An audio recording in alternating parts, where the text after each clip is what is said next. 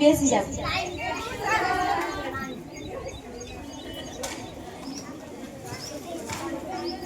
હા પી લ્યો.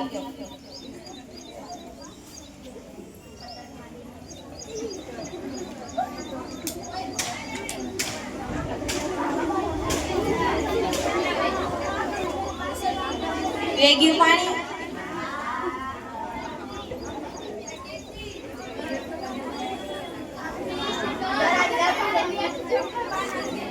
હા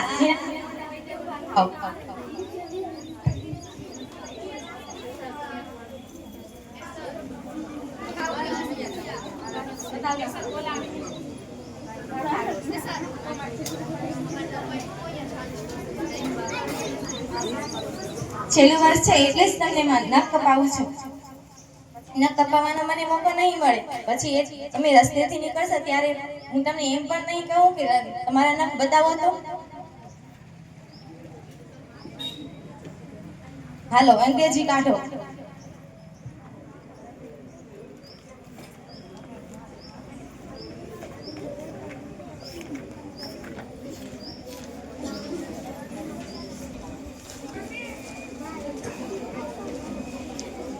કયો પાઠ પડ્યા હતા? શું હતું નામ એનું?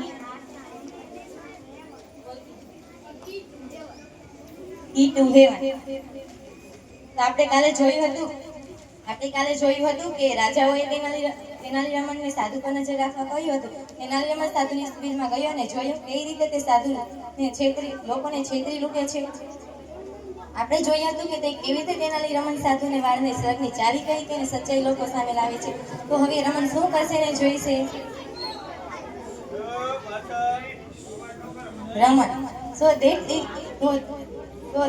is the truth about this sadhu. He only wanted to your money and gift. We enrich, we working hard. We need not give our earnings to sadhus like this.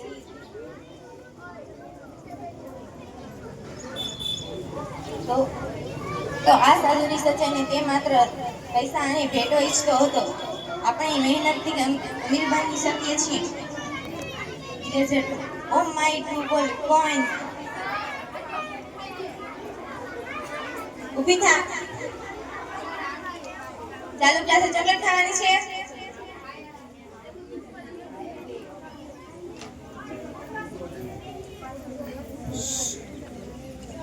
ક્યાં પહોંચ્યા હતા? કહો છે ભાઈ.